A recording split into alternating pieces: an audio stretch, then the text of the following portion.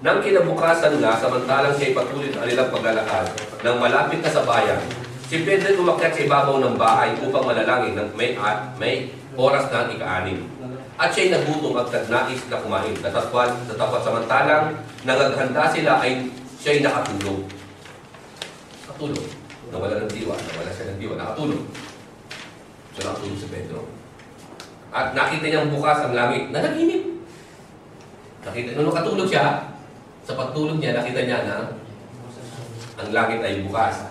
At may isang sisidlang bumaba, gaya ng isang malapad na kumot at nakabiti sa apat na panulok ng bumaba sa lupa. At doon naparoon ng lahat ng uri ng hayop sa panaginip nito, panaginip ito na may apat na paa at mga nagsisigapang. Yan, doon lahat yung mga, sa panaginip na doon yung apat na, lahat ng uri ng hayop na may apat na paa. Yan. Okay. Yan. Dumating sa kanya isang tinig sa panaginip na dumating. Panaginip niya lang. Okay. Magtindi ka, Pedro. Magpatay ka at kumain. Sabi ni Pedro. Datapat sinabi ni Pedro, hindi maaari, Panginoon, sapagkat kayo naman hindi ako kumakain ng anumang bagay na marumi at karumal-duman. Marumi at karumal-duman. Okay. At mula dumating sa kanyang tinig na ikalawa. At ang nilinis ng Diyos, yan ha? Ang nilinis ng Diyos ay huwag mong ipalagay ng marumi. At ito'y nangyaring makaikatlo. At pagdakay, binatak sa langit ang sisidlan. Yun, sa panaginip niya, yun, nawalang bigla. Samantalang, natitilihan totoo, samantalang nung magising si Pedro, nung magising si Pedro ay nabigla, no? Nabigla sa kanyang sarili kung ano ang kahulugan ng panaginip niyang nakita. So, isang panaginip.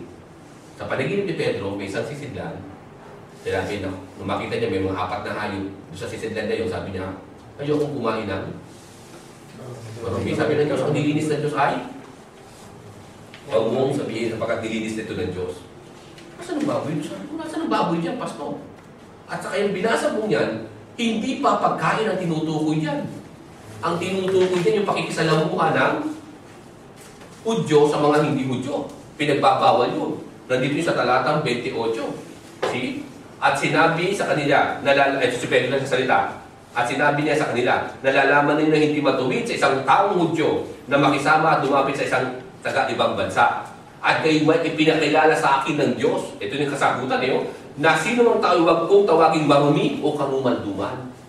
Yun yung kahulugan ng pangitain ni Pedro. Kaya lang hindi sinasabi ng mga pastor ito, tinatago continuous yun sa kasaysayan Pinuputol ito ng mga pastor at sinasabi nila, pwede nang kainin ng baboy dahil sa talata ito na nilinisan ng Diyos ang wala namang salitang baboy doon. Isa pa panaginip yun No. Nakuha niyo ba ibig sabihin nito? So yun yun. Ito mga pandaraya ng mga pastor. Kaya, ewan ko kung kailan ang tao ay magigising na sa katotohanan. Kung kailan, tanging ng Diyos naman. Sa ganang amin, gigising na kami sa katotohanan. Sa ating mga kapatid, kung ayaw nung gumising, tunay wala kami magagawa. Kami ang Diyos din lang naman ang siyang gagawin sa inyo. Kami naman ay material na gamit lamang, kasangkapan na gamit na tungkol din naman namin na ipabalita ang katotohanan. Nasa inyo naman ang pagpapasya. Kung nais nyo makapiling kami sa matuloy na pagsamba sa Diyos, samahan nyo kami. Hindi naman, kayo din naman na magliligtas sa inyo sarili. Sa ating mga kapatid na Kristiyano at sa manonood ng ating pagtutulong na ito. Magandang gabi po muli. Assalamualaikum. Tanggapin naman na pala ang ating pagsusuligaw na ito. Patawarin tayo sa ating magandang gawang kasalanan. May karanong mo ba?